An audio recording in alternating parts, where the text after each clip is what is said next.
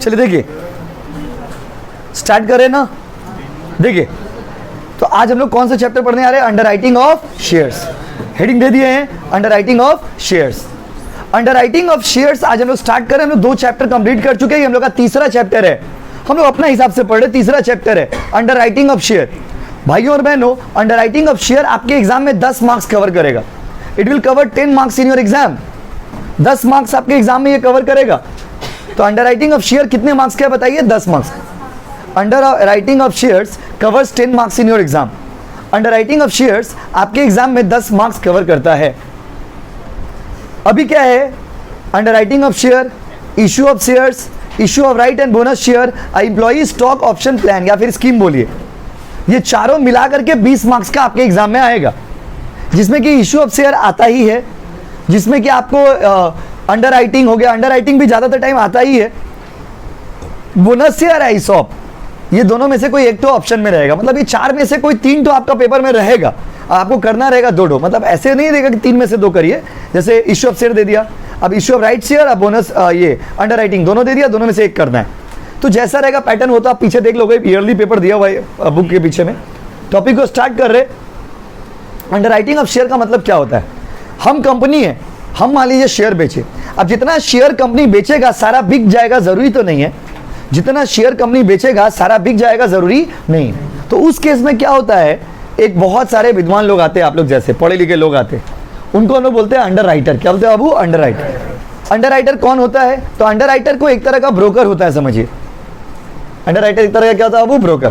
तो आप लोग जैसे पढ़े लिखे लोग ब्रोकर के रूप में आते हैं। ब्रोकर को यहाँ पे ब्रोकर नहीं बोल करके क्या बोलते हैं बाबू? Under writer. वो लोग आएंगे और आकर के कहेंगे कि भैया एक काम करिए, आप शेयर बेचिए। अगर शेयर मार्केट में बिक गया तब तो अच्छा बात है, और अगर नहीं बिका हम लोग खरीदेंगे। हम लोग कौन खरीदेंगे? हम लोग। यस, यही है अंडर राइटिंग। तो underwriting is the agreement. Underwriting is the agreement whereby the party और the underwriter agrees to buy the shares if not subscribed और परचेज बाय द पब्लिक। आपका share हम खरीद लेंगे, अगर public नहीं खरीदता है तो आप पहले बेचिए मार्केट में, पहले मार्केट में बेचिए। अगर पब्लिक खरीद दिया तो ठीक है, अब पब्लिक नहीं खरीदा तो हम खरीदेंगे। हम कौन खरीदेंगे? हम खरीदेंगे। कौन खरीदेंगे? हम खरीदेंगे। हम। यही है अंडर राइटर लोग का एटीट्यूड। यस नो गाइस, ये अंडर राइटिंग का डेफिनेशन हो गया। लिखिए पॉइंट नंबर 1। पॉइंट नंबर 1 लिखिए। पॉइंट नंबर 1 लिखिए इस तरफ है जी। पॉइंट नंबर 1 लिखिए। और वो टूल हटा दीजिए ना बीच में से, वहां से इधर सिर्फ इधर। अब तो उसमें लिखने मोबाइल रखे हो, इस शिफ्ट कर जाएंगे ना, उनको दिक्कत नहीं। वैसे ही बोल रहे बाबू, वहाँ पे बच्चे लोगों को दिक्कत हो रहा है लोगों को। देखिए समझे, देखिए तो क्या लिखिए? पॉइंट नंबर 1 लिखिए, बोले लिखिए under writing is the agreement. Underwriting is the agreement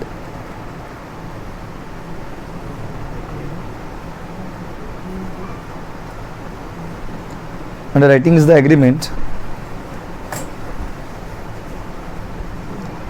whereby the underwriters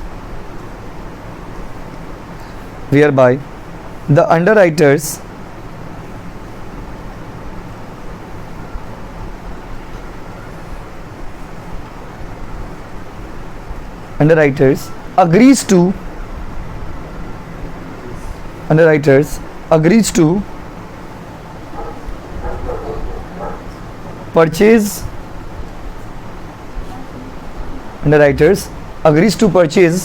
shares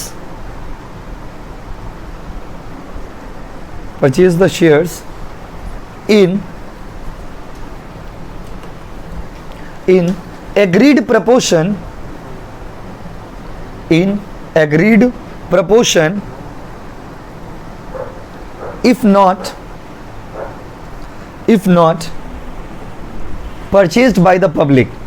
if not purchased by the public. फिर से बोले क्या बाबू? Underwriting is the agreement whereby the underwriters agrees to purchase the shares in agreed proportion if not purchase by the public. हम पहले public को बेचेंगे, अगर पब्लिक नहीं खरीदेगा हम खरीदेंगे, हम मेरा नाम है अंडर राइटर, मेरा नाम क्या है अंडर राइटर। अंडर राइटर बनने के लिए क्या करना होगा सर? ज़्यादा कुछ नहीं करना होगा, शेयर मार्केट का उसमें उसके लिए भी परीक्षा होता है, सोचिए। तो अंडर राइटर बनिए और अंडर राइटर बन के शेयर बेचिए। आप लोग जब ब्रोकर कहते हैं तो हम लोग का मन में क्या आता है? आप लोग जैसे ब्रोकर कहते हैं तो हम लोग का मन में आता है कोई आदमी खैनी खाता होगा, कोई आदमी जाकर के गंजी पहन के जाता होगा, घर दिला देता होगा, 500 रुपया ले लेता होगा। आप लोग ब्रोकर का मतलब हम लोग का सोच यहीं तक सीमित है। लेकिन भाइयों और बहनों, ब्रोकर्स मतलब ऐसा नहीं है। आज के ज़माने में ब्रोकर लोग क्या होते हैं? यहाँ पर ब्रोकर घर दिलाने वाले आदमी लोग को ब्रोकर नहीं बोलते। यहाँ पर ब्रोकर का मतलब हो गया जो लोग शेयर मार्केट में डील करते हैं। शेयर मार्केट में बिना ब्रोकर का आप परचेज सेल नहीं करते हो। तो शेयर मार्केट में जो शेयर खरीदता है, बेचता है, खरीदने बेचने आने का काम करता है, वो लोग ब्रोकर होते हैं। और अंडर राइटर लोग कुछ स्पेसिफिक लोग होते हैं जो लोग बोलते हैं, मतलब जो लोग बोलते हैं कि हम खरीदेंगे, हम अगर पब्लिक नहीं खरीदता है तो। पहले पब्लिक को आप बेचिए, पब्लिक खरीद लिया तो अच्छा बात है, नहीं खरीदा तो हम लोग तो है ना, आप बेचिए पब्लिक को, हम लोग बेचवाएंगे हम लोग। तो जो लोग ये वादा करते हैं आपसे, जो लोग ये बात करते हैं आपसे, जो लोग ये एग्रीमेंट करते हैं आपसे, उन लोगों को कहते हैं अंडर राइटर्स। जैसे मान लीजिए 10 लाख शेयर बेच, अब 10 लाख बिक जाएगा जरूरी तो नहीं है, तो हम लोग क्या करते हैं? अंडर राइटर के थ्रू अपना शेयर को बेचवाते हैं। अंडर राइटर लोग हम लोग से एग्रीमेंट करता है, अगर पब्लिक खरीद लिया तो अच्छा बात है, नहीं खरीदा तो हम लोग तो है ना, मैं हूँ ना, ये लोग का ऐसा वादा है। आई होप आप समझ गए कॉन्सेप्ट। अंडर राइटिंग दो तरह का होता है, एक होता है नॉर्मल अंडर राइटिंग और एक होता है फर्म अंडर राइटिंग। एक होता है नॉर्मल अंडर राइटिंग और एक होता है firm under writing. Normal under writing मतलब आप पहले बेचिए, पब्लिक खरीद लिया तो ठीक है, नहीं तो हम तो है ना, हम तो ये नॉर्मल अंडर राइटिंग हो गया। अब फर्म अंडर राइटिंग क्या होता है? तो फर्म अंडर राइटिंग में हम लोग बोलते हैं पब्लिक खरीदे ना खरीदे, पहले हम खरीदेंगे, उसके बाद पब्लिक ने खरीदा तो भी हम खरीदेंगे। ये क्या बात हुआ? इसको थोड़ा और तोड़ के बताना होगा। जैसे बात समझिए, जैसे मान लीजिए कंपनी 1 लाख शेयर बेचा और आप बोले कि ठीक है हम है ना, हम बेचवाएंगे शेयर हम, तो ये क्या हो गया? Normal under writing. अब आप बोले कि पहले पब्लिक को बेचिए, पब्लिक खरीदा नहीं, जो नहीं खरीदेगा पब्लिक वो हम लोग खरीद लेंगे, बात खत्म। ये हो गया नॉर्मल अंडर राइटिंग। इसमें फर्म अंडर राइटिंग क्या होता है? आप बोले पब्लिक से हमको मतलब नहीं है, पब्लिक जो खरीदे, जो नहीं खरीदेगा पब्लिक वो तो हम लेंगे ही, जो वाला पार्ट पब्लिक नहीं खरीद पाएगा वो तो हम लेंगे ही। सपोज 1 लाख था, 1 लाख में से मान लीजिए 80,000 पब्लिक खरीद लिया, कितना पब्लिक नहीं खरीदा? 20,000। फर्म अंडर राइटिंग में बोलते हैं कि जो पब्लिक नहीं खरीदेगा वो तो हम लेंगे ही, प्लस हम आपसे वादा करते हैं कि हम इतना शेयर पक्का लेंगे, इसीलिए इसको बोलते हैं फर्म अंडर राइटिंग। कौन सा अंडर राइटिंग? फर्म। जैसे 1 लाख शेयर आप बेचे हो, उसमें से हम बोले हम 10,000 हम लेंगे ही लेंगे, ये हो गया हम 10,000 लेंगे। अब बचा कितना? 90,000। अब जो 90,000 आप पब्लिक को बेचिए, पब्लिक खरीदा तो ठीक है, बिक गया तो ठीक है, नहीं बिका तो हम तो है ना, हम तो ये देखिए। अब एक यहाँ अगर आप सिंपल भाषा में समझिएगा तो नॉर्मल अंडर राइटिंग में एक तो वादा है कि पब्लिक को बेचो, अगर पब्लिक नहीं खरीदा तो हम है ना, हम। और फर्म अंडर राइटिंग में डबल वादा है, पहले हम इतना खरीदेंगे, हम 5,000 खरीद लेंगे भाई। फर्म मतलब होता है कमिटमेंट, फर्म मतलब होता है वादा, हम 5,000 ले लेंगे, उसके बाद जो बच जाएगा आप बेच के देखिए पब्लिक को, अगर पब्लिक खरीदा ठीक है, नहीं खरीदा हम है ना, हम। तो यहाँ पे फर्म अंडर राइटिंग में आप डबल प्रॉमिस कर रहे हो, और नॉर्मल अंडर राइटिंग में आप एक ही प्रॉमिस कर रहे हो। फर्म अंडर राइटिंग में आप कितना प्रॉमिस कर रहे हो? 2, कि इतना शेयर, क्वेश्चन दिया specified share I will purchase, इतना शेयर हम खरीदेंगे ही खरीदेंगे, ये हो गया firm under writing. Firm under writing मतलब खरीदेंगे ही खरीदेंगे। नॉर्मल अंडर राइटिंग मतलब अगर पब्लिक नहीं खरीदा तो हम खरीदेंगे, फर्क समझिए। फर्म अंडर राइटिंग मतलब पब्लिक जो नहीं खरीदेगा वो तो हम लेंगे ही, प्लस हम इतना शेयर लेंगे ही लेंगे, ये हो गया फर्म अंडर राइटिंग। और नॉर्मल अंडर राइटिंग मतलब पब्लिक को बेचो, पब्लिक खरीदा ठीक है, नहीं खरीदा तो हम है ना, हम है ना। दोनों केस में हम है, लेकिन एक केस में हम है, दूसरा में हम ही है। मतलब दूसरा वाला जो केस है ना फर्म अंडर राइटिंग, वहां पे आप डबल प्रॉमिस मार दे रहे हो कि इतना शेयर हम लेंगे ही लेंगे, इसीलिए उसको बोलते हैं फर्म अंडर राइटिंग। क्या बोलते हैं वो? Firm under. दोनों का कैलकुलेशन का तरीका अलग होता है, याद रखिएगा, दोनों में एक तरीका से कैलकुलेशन नहीं होता, इसीलिए बार बार इतना समझाना पड़ रहा। नॉर्मल अंडर राइटिंग का सम्स अलग तरीका से बनेगा, अब फर्म अंडर राइटिंग का सम्स अलग तरीका से बनेगा। तो बताइए underwriting are of how many types guys? One is the normal and another is the firm. In the normal underwriting, the underwriter promises that in case the shares are not sold to the public, in case the shares are not purchased by the public, I'll purchase the rest. Public खरीदा नहीं खरीदा तो हम खरीदेंगे, हम कौन खरीदेंगे? हम। और जब आप कहते हो firm underwriting, वहां पे आप कहते हो कि I will buy 5,000 shares. After that you go and sell to the market. If public purchases, that's good. If not, I'll purchase. मतलब वहां पर आप फॉर्म अंडर राइटिंग में आप 2 वादा कर रहे हो, मतलब वहां पे एक प्रॉमिस कर रहे हो कि इतना तो हम बेचेंगे ही बेचेंगे, इतना तो हम लेंगे ही लेंगे, इतना तो हम। तो firm underwriting refers to the underwriting where the underwriter agrees to buy the definite number of shares irrespective of the shares purchase by the public. Public कितना खरीद रहा हमको मतलब नहीं, हम तो इतना लेंगे ही लेंगे, हम तो इतना, हम तो इतना, हम तो इतना। इसको बोलते हैं form under writing. Which under writing guys? Form. I hope आप मीनिंग समझ गए होंगे। मीनिंग नहीं समझेंगे ना तो सम्स बना नहीं पाएंगे, तो पहले मीनिंग समझा रहे हैं आपको अच्छे से। लिखिए पॉइंट नंबर 2 लिखिए, there are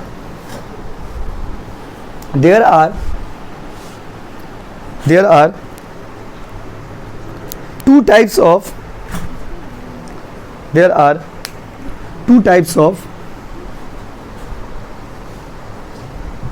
underwriting.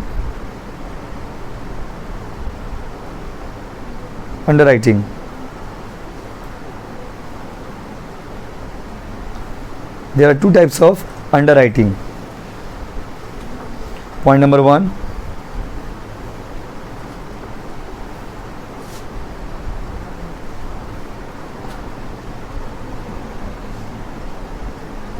point number 1,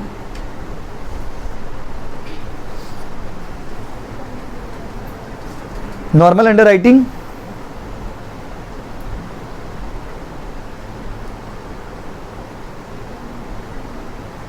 Normal underwriting.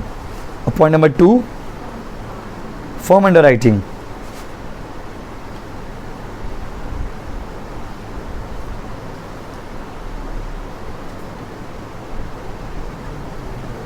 इस नंबर पे अभी मैसेज कर दीजिएगा ना, तो बुक बना के वो रेडी रखेंगे, तो आप जाओगे तो आपको वेट नहीं करना पड़ेगा, नहीं तो फिर वहां पे वेट करना पड़ेगा आधा घंटा। बाबू चले, तो नॉर्मल अंडर राइटिंग लिख लिया पॉइंट नंबर 1, और point number 2 form under writing. अब दोनों का सम्स करेंगे तो दोनों के बारे में डिटेल में लिखवा देंगे आपको, मीनिंग तो हमने समझा ही दिया। अब आते हैं तो सम्स जब बनाइएगा ना, तो हम कैसे समझेंगे सर नॉर्मल अंडर राइटिंग का सम्स है या form under writing?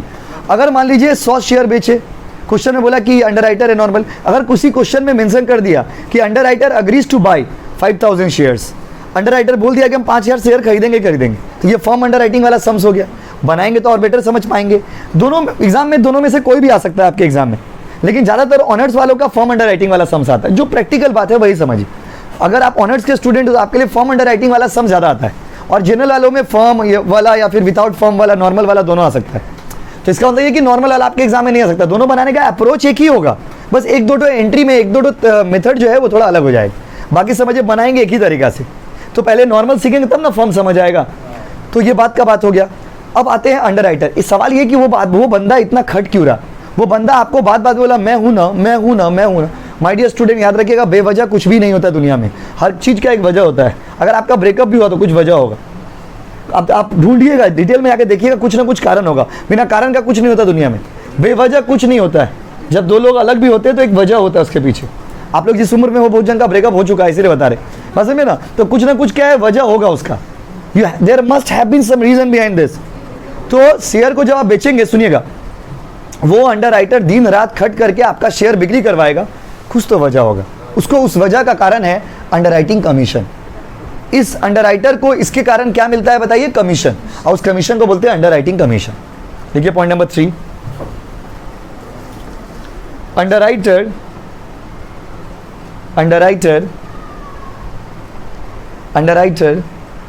is paid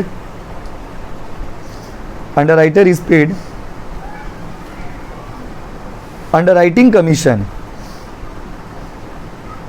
Underwriter is paid underwriting commission. Underwriter को क्या मिलता है बाबू? Underwriting commission. अब अगर देखो, वैसे आपको, अच्छा, कभी कभी क्वेश्चन ऐसा भी एग्जाम में आता है जहां पे बोलता है आपको कमीशन निकालिए। क्या निकालिए? कमीशन। फीस पे करके स्क्रीनशॉट भेजिए बाबू, थोड़ा सा ई मत लिख दीजिएगा। तो अंडरराइटिंग कमीशन, अंडरराइटर को क्या मिलता है? अंडरराइटर को मिलता है कमीशन। क्या मिलता है बच्चों? कमीशन। अब कमीशन किस, अगर वैसे तो किसी नॉर्मली किसी सम से आपको बोलेगा कमीशन निकालिए, तो कमीशन अगर निकालेंगे तो किस पे निकालेंगे? तो commission is always calculated on gross liability. याद रखिएगा, लिखिए अगला point, underwriting commission is always calculated, underwriting commission is always calculated on gross liability.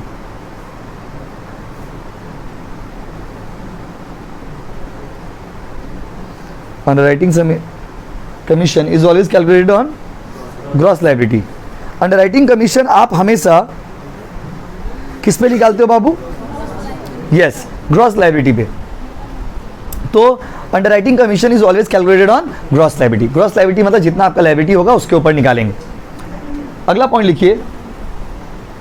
अच्छा देखिए, एज पर क्वेश्चन में ना कभी अगर कमीशन निकालने वाला सम्स देगा, क्वेश्चन में अगर कभी कमीशन निकालने वाला सम्स देगा तो क्वेश्चन में ना कमीशन का रेट नहीं दिया रहेगा, डायरेक्ट आपको बोलेगा calculate commission payable to the underwriter. तो as per companies act 2013 commission payable to the underwriter is 5%.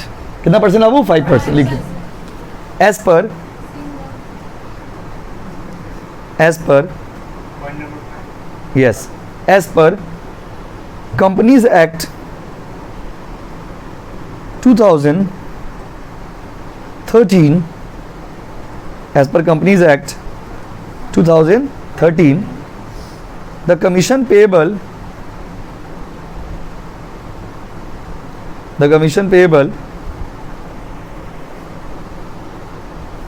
to underwriter, commission payable to underwriter is maximum 5%. 5%. Maximum commission payable आपका कितना होगा बाबू? 5%. आई होप आप समझ गए होंगे. यस और नो गाइस? ये सब कॉन्सेप्ट था. अच्छा, 2 थ्योरी और लिखेंगे और सम्स में चले जाएंगे. सब सम्स बनाएंगे. बार बार वर्ड आएगा मार्क एप्लीकेशन, अनमार्क एप्लीकेशन. ये 2 वर्ड जिनके कॉलेज में ये चैप्टर हुआ होगा लोग सुने होंगे. बार बार ये वर्ड आएगा मार्क एप्लीकेशन और अनमार्क एप्लीकेशन. भैया मार्क एप्लीकेशन क्या होता है?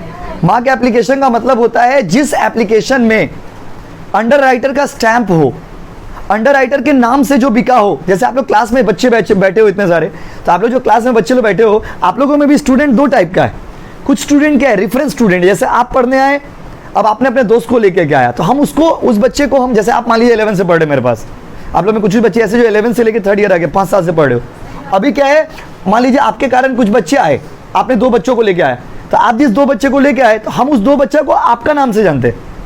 हाँ, बस समझे? क्योंकि हम आपके उस आपके दोस्त के ऊपर आपके नाम का ठप्पा लगा हुआ है. बस समझ रहे ना? ये क्या हो गया बताइए? ये हो गया आपका मार्क्ड. मार्क्ड मतलब क्या? जो अंडरराइटर का नाम से बिक्री होगा, अंडरराइटर का स्टैम्प के अंदर बिक्री होगा, उसको बोलेंगे मार्क्ड एप्लीकेशन. क्योंकि सम्स बनाएंगे बार बार ये वर्ड रहेगा मार्क और अनमार्क. ये वर्ड नहीं समझेंगे तो सम्स बना ही नहीं पाएंगे.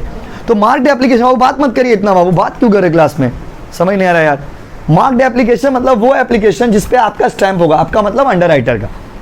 एंड अनमार्क्ड एप्लीकेशन मतलब वो एप्लीकेशन जिसपे जो कंपनी का अपना नाम से बिकेगा. तो हमने क्या कहा था? 2 टाइप के बच्चे आप लोग क्लास में बैठे हो. कुछ बच्चे ऐसे हो जो फ्रेंड्स के थ्रू आए हो, आपके फ्रेंड पढ़ते थे, चलो हम भी पढ़ते, तो ये हो गया मार्क्ड, मतलब आप अपने दोस्त के थ्रू आए. कुछ बच्चे ऐसे हो जो डायरेक्ट मेरा गुडविल से आए हो, तो ये हो गया अनमार्क्ड.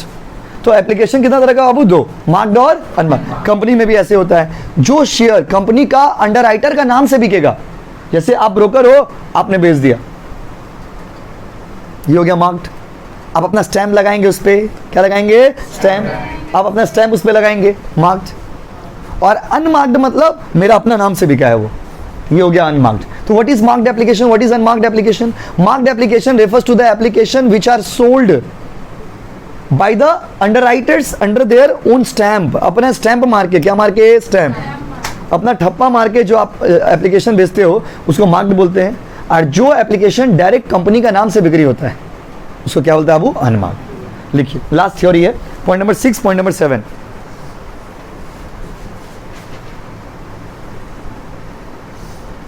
लिखिए. Marked application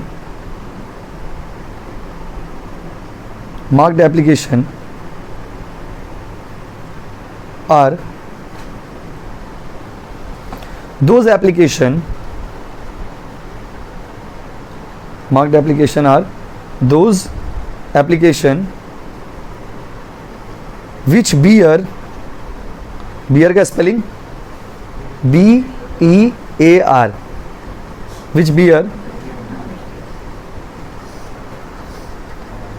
which bear the stamp of which bear the stamp of underwriter, जिसमें अंडरराइटर का स्टैंप होगा, इसको क्या बोलेंगे, मार्क्ड। जिसमें अंडरराइटर का स्टैंप होगा उसको क्या बोलेंगे बाबू, मार्क्ड। अभी हम पढ़ा रहे बाबू, थोड़ा फ्री होकर के आपको ऐड कर देंगे, टाइम दीजिए 10 मिनट। बात समझे बाबू, या तो ऑनलाइन में क्लास करिए तो ऑफलाइन, दोनों में कैसे ऐड कर देंगे, अच्छा बात करें। देखिए मार्क्ड, इधर देखिए मार्क्ड और क्या बाबू, अनमार्क्ड। तो मार्क्ड एप्लीकेशन वो है, समझ रहे ना, जहां पर आपका स्टैंप होगा। अनमार्क्ड वो है जहां पे आपका स्टैंप नहीं होगा, मेरा अपना नाम से बिका है। लिखिए point number 7, sorry guys, point number 7 लिखिए। Unmarked applications, unmarked applications are those applications which do not bear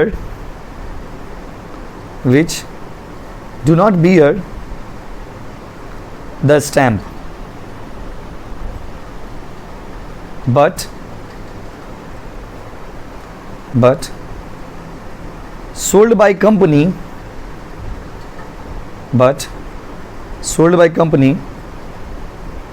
itself, company का अपना नाम से बिका है।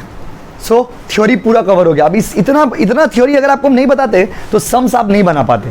सम्स बनाने के लिए इतना जरूरी है। अब डायरेक्ट हम लोग सम्स वाला पार्ट में चलते हैं, डायरेक्ट सम्स से शुरू करेंगे गाइस। कॉपी में हेडिंग दीजिए, बड़ा सा हेडिंग दीजिए कॉपी में, कैलकुलेशन ऑफ सम्स करेंगे। अब क्या करेंगे बाबू, सम्स, कैलकुलेशन ऑफ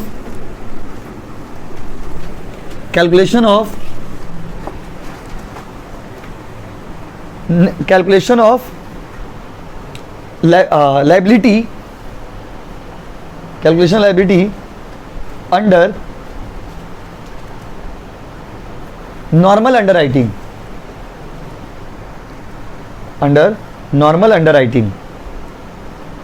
मतलब ये जो सम्स करने आ रही है फॉर्म वाला है, कराने जा रहे हैं ना नॉर्मल अंडरराइटिंग वाला। नॉर्मल अंडरराइटिंग और फॉर्म अंडरराइटिंग में क्या फर्क है? फॉर्म वाला में आप एक बोल देते हो कि हम इतना शेयर खरीदेंगे और नॉर्मल वाला में ऐसा कोई वादा नहीं करते हो। आप बोलते हैं आप हम लोग बेचते हैं, जो पब्लिक नहीं खरीदेगा वो हम खरीद लेंगे। ये हो गया नॉर्मल अंडरराइटिंग। तो नॉर्मल अंडरराइटिंग वाला सम्स आज बनाने जा रहे हैं। एक सम्स अभी हम बनाएंगे, 2 आपको होमवर्क देंगे, आप बना के लाना। बात समझे? तो देखिए सबसे पहले इसका फॉर्मेट बताते हैं आपको। देखिए सबसे पहले अब कैमरा में ये आ रहा है, देखिए तो चलो पीछे बैठो, ये आ रहा, देखिए ये आ रहा, देखिए ओके फाइन। स्टेटमेंट हेडिंग देखिए इसका क्या होगा, statement showing net liability, net of underwriters. सबसे पहले ये लिखिएगा, कंपनी का नाम जो रहेगा लिख दिया, मून लिमिटेड, सून लिमिटेड, जून लिमिटेड, जो भी नाम रहेगा लिख दीजिएगा, कंपनी का नाम ऊपर में लिख दीजिएगा। उसके बाद statement showing net liability of underwriters, ये एक स्टेटमेंट। अच्छा, इसका जो सम्स बनाएंगे ना, इसमें अमाउंट का कोई काम नहीं, याद रखिएगा।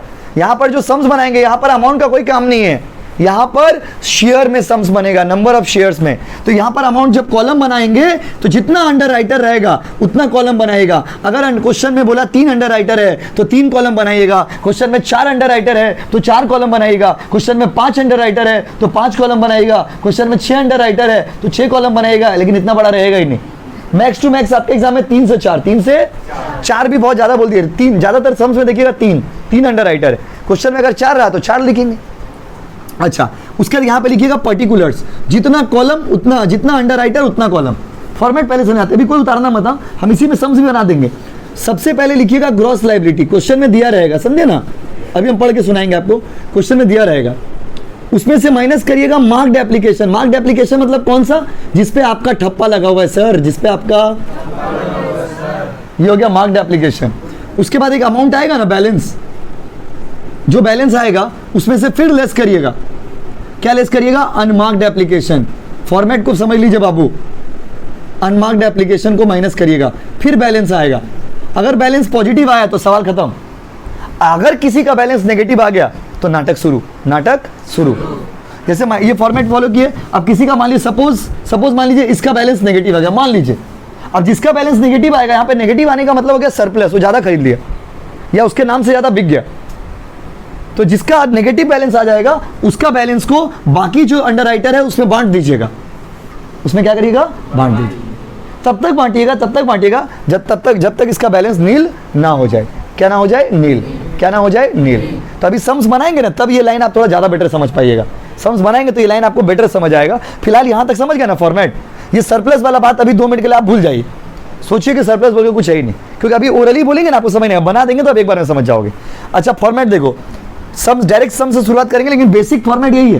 पहले कौन सा लायबिलिटी, ग्रॉस, उसमें से क्या माइनस, तो जो बैलेंस आएगा, बैलेंस लिखने का दरकार नहीं है, वहाँ पे लिख दे बैलेंस जो आएगा, उसमें से फिर क्या माइनस करेंगे, अनमार्क्ड एप्लीकेशन। अभी उतारिए मत इसको, बनाएंगे।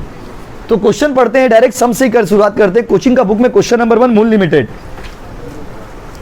कोचिंग का बुक में क्वेश्चन नंबर 1 मूल लिमिटेड। ये जो 40 मिनट डिस्कस किए हैं उसका इफेक्ट ये होगा कि क्वेश्चन आप एक बार में समझ जाएंगे क्वेश्चन में क्या बोल रहा है। देखिए 1 जनवरी 2022 मूल limited issued prospectus inviting application, page number 7। इतना देरी से आप लोग बुक खोल के नहीं बैठे हो।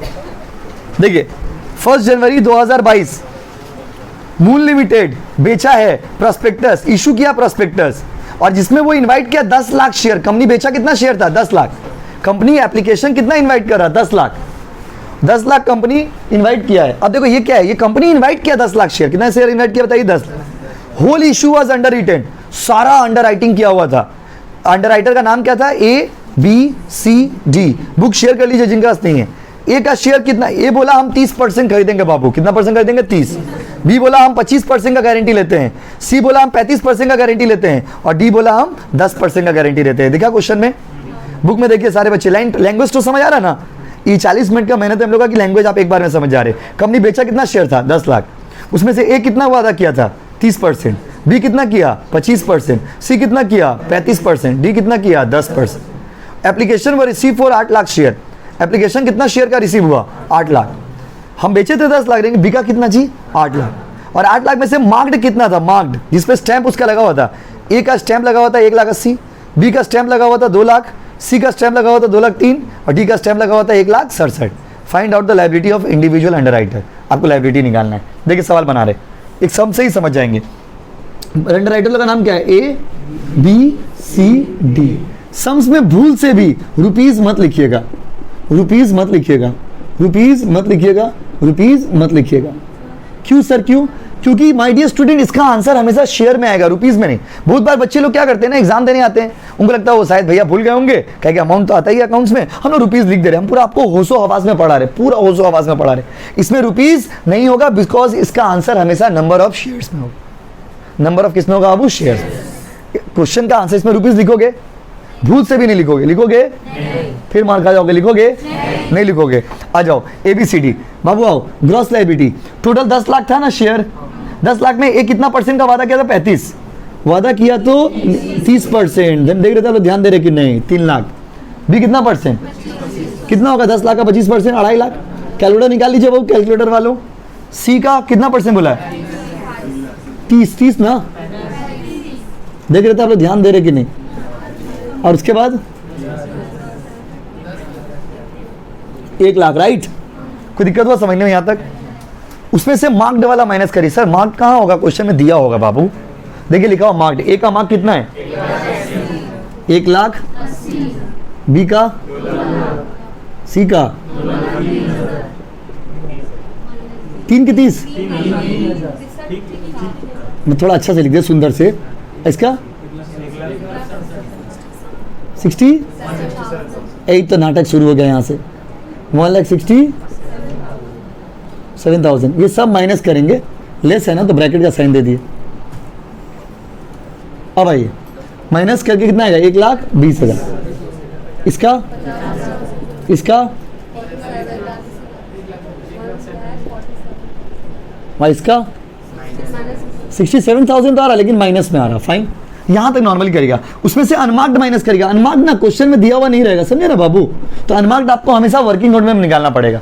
अनमार्क्ड आपको हमेशा वर्किंग नोट से निकालना पड़ेगा। अनमार्क्ड क्वेश्चन में कभी भी दिया हुआ नहीं रहेगा। इसलिए जब भी सम्स बनाने जाना ना अंडर राइटिंग वाला, पहले क्या कर लेना, अनमार्क्ड निकाल लेना वर्किंग नोट में, और 2 पेज हमेशा यूज करिएगा। जैसे ये सम्स छोटा है तो इसमें 1 पेज में बना लिए, हाफ पेज में फॉर्मेट बना लिए, नीचे क्या बना लिए, वर्किंग नोट।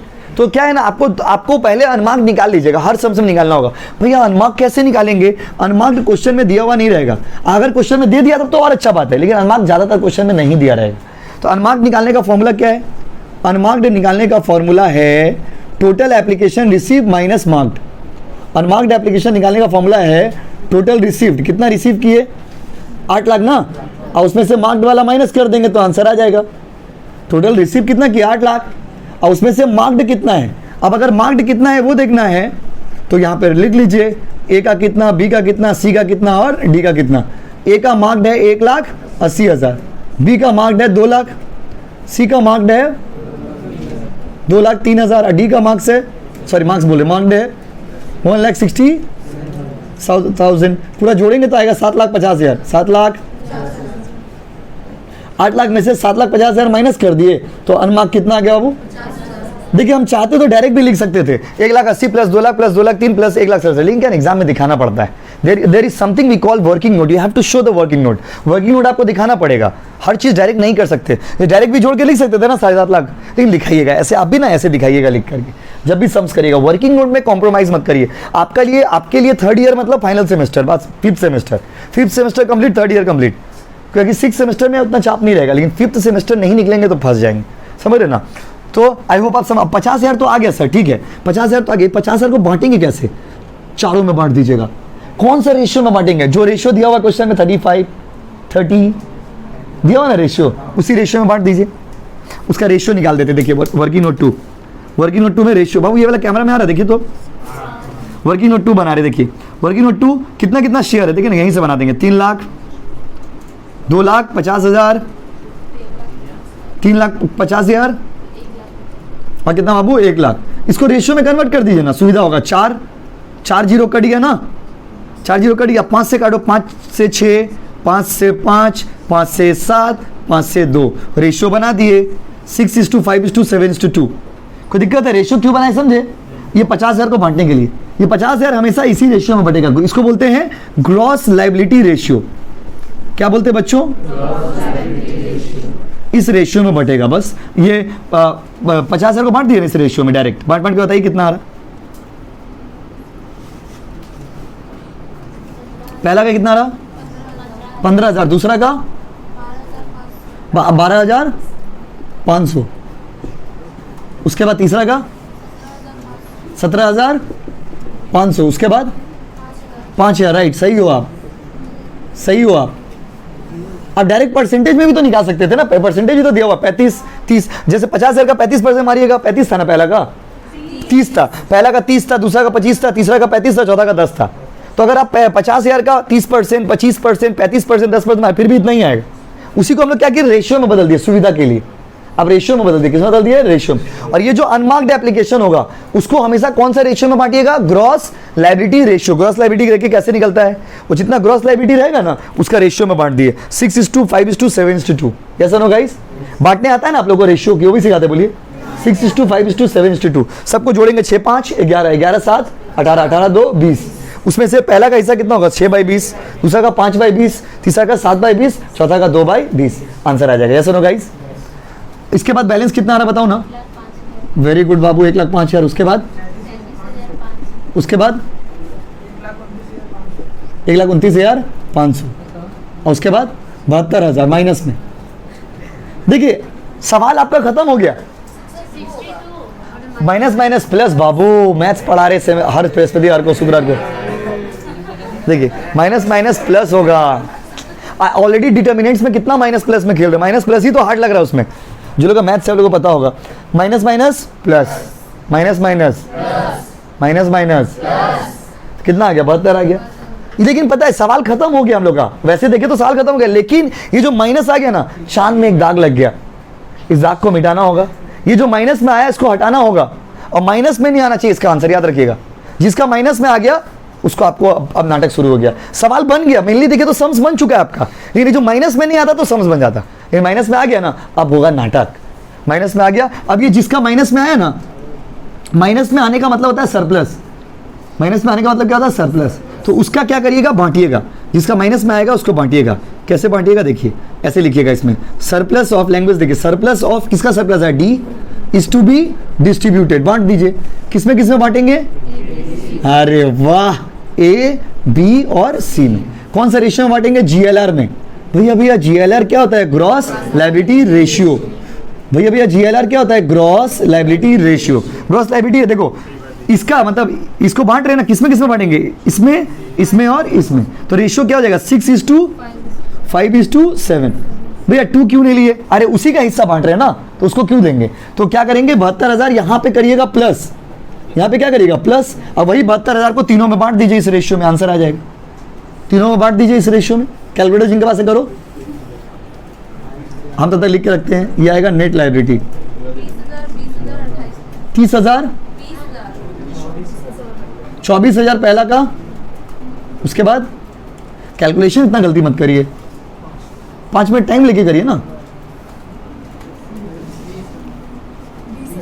20,000, उसके बाद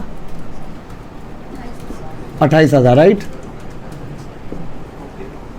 ये तो नील हो गया ना बाबू। ये वाला कितना आ गया बताइए माइनस करके?